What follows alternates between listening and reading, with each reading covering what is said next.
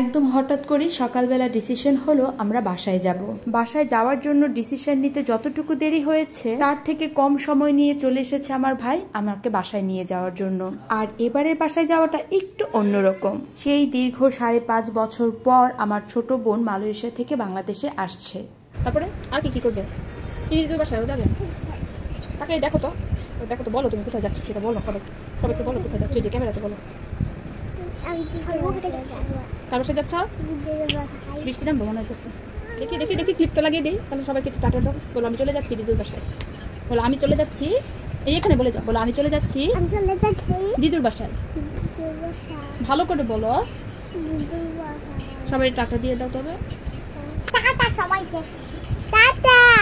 বাচ্চারা মামার বাড়ি যাওয়ার নাম শুনলে খুশিতে লাফাতে থাকে, কারণ কথাই আছে মামার বাড়ি মধুর হাড়ি। মামার বাড়ি গেলেই তো ছুটি আর ছুটি, সেই আনন্দ না আছে পড়াশোনা, সারাদিন খেলাধুলা, এদিক সেদিক ঘোরাঘুরি, সবার সাথে আড্ডা, আর তারা তাদের মায়ের সাথে বিভিন্ন জায়গায় ঘুরে বেড়াবে, আনন্দ করবে। এই তো এগুলো করতে করতে চলে যাবে তাদের সময়গুলো। আর তার উপর আসছে এবার তাদের মাম্মাম, মানে আমার ছোট বোন। তারা তো এবার আরো ভীষণ খুশি। সব সময় তারা তাদের মাম্মামের সাথে ফোনে কথা বলে, আর এইবার তো তারা তাদের মাম্মামকে একদম সামনে থেকে দেখবে। অ্যাকচুয়ালি আমার ছোট 2 মেয়ে তো তারা তাদের মাম্মামকে সামনে থেকে এখন পর্যন্ত দেখেইনি। তো যাই হোক, এইবার আমি চলে যাচ্ছি আমার বাচ্চাদেরকে নিয়ে আমার ছোট বোনের সাথে দেখা করার জন্য।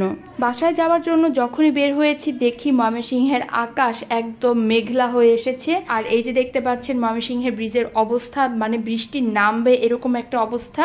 আর রাস্তায় যেতে যেতে ঝুম বৃষ্টি নেমে পড়েছে। এই তো বাচ্চাদেরকে নিয়ে গাড়িতে বসে রয়েছি। এইবার কিছুটা বৃষ্টি কমেছে, আর বৃষ্টির পরের যে ওয়েদারটা থাকে সেটা দেখতে কিন্তু একদম মনোমুগ্ধকর। এই তো কথা বলতে বলতে চলে এসেছি, এটা হচ্ছে হালুয়াঘাটের শহীদ স্মৃতি ডিগ্রি কলেজ। যেই বাস থেকে নেমে অটোতে উঠেছি তখনই বাচ্চারা একদম ভীষণ খুশি, মানে বাসায় চলে এসেছি। আমার শ্রেষ্ঠা বুড়ি তো ভীষণ খুশি। এই যে তাদের চোখে মুখে একদম ভীষণ আনন্দ। অ্যাকচুয়ালি শুধু ওরাই নয়, আমিও কিন্তু ভীষণ খুশি বাসায় যেতে পেরে। হঠাৎ করে যেহেতু আসার ডিসিশনটা হয়েছে তাই একদম আমাদের ভীষণ খুশি লাগছিল। এই তো কথা বলতে বলতে বাসার সামনে একদম চলে এসেছি। আর আসার সাথে সাথে শ্রেষ্ঠা বুড়িকে কোলে নেওয়ার জন্য অর্ঘ্য চলে এসেছে, মানে আমাদেরকে অটো থেকে নামতেও দেয়নি।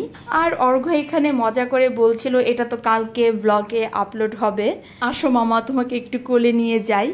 এই তো আর দোকানের ভেতরে ঢুকেই দেখি মা বসে রয়েছে, বাবা উপরে সন্ধ্যাবাতির জল নিতে গিয়েছে, কারণ আমার পৌঁছাতে পৌঁছাতে প্রায় সন্ধ্যায় লেগে গিয়েছিল। আর বাচ্চারা মামার বাড়িতে ঢোকার পর আমাকে একদম কোনোভাবেই পাত্তা দেয় না, তারা একদম অন্য জগতের মানুষ হয়ে যায়। আর বাসায় এসে আমি নিজেও একটু রিল্যাক্স ফিল করছিলাম, যদিও বা আমি কিছুদিন আগেই বাসা থেকে গিয়েছি, তারপরও বাসায় আসলে একটা অন্যরকম শান্তি কাজ করে। এই যে ত্রিধা আর শ্রেষ্ঠা তাদেরকে অর্ঘ্য চিপস কিনে সাথে সাথে দিয়ে দিয়েছে। বাসায় আসলে এর জন্যই তারা বেশি খুশি হয়, সব মামাদের কাছে যাবে, গিয়ে তাদের জন্য বকশিস নিয়ে আসবে। আর আমি বাসায় এসে একদম টান টান হয়ে শুয়ে পড়েছি, কি শান্তি আর কি আরাম।